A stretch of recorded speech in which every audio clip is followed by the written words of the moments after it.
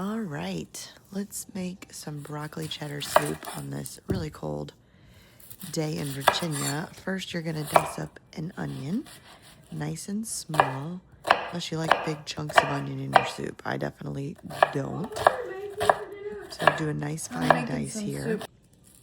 Then next you're gonna shred up one large carrot, is what the recipe called for, but my carrots were looking pretty wimpy.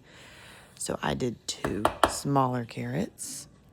Then you're going to dice or chop up roughly 4 cups of broccoli. I like mine to be smaller pieces, so I made them that way. But if you like to have big chunks, by all means, this is a really cool hack where you take 1 cup of cottage cheese and 1 cup of chicken stock and blend it up. It's a blend. Nice and smooth. This will thicken it up, as well as give you some protein. Next, you're going to take 4 tablespoons of butter. I used unsalted butter because it's what I had. The recipe calls for salted. Just make sure if you use unsalted that you adjust the seasoning later.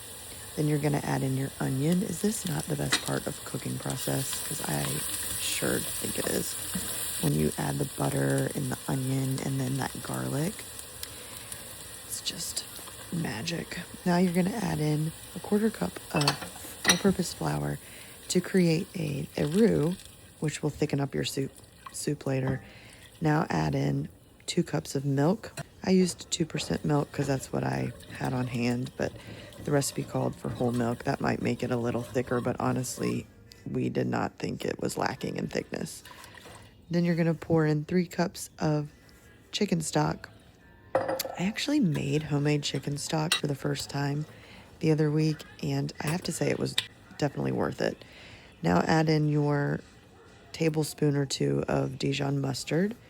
I, for some reason, did not put in the clip of me adding the broccoli, but you're going to add the broccoli and the carrots there till soft.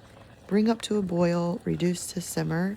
Now you're going to add in that special cottage cheese mixture that we blended earlier to thicken it up, as well as give you some extra protein. Tasting here and adjusting my seasoning. Very important to do that along the way. Now add in your cheddar cheese, which is the best part. The recipe called for, I think, 3 cups, but I was definitely closer to 4. Don't judge. And there you go. Nice, cozy, warm soup. Pair it with some bread for dipping. Enjoy.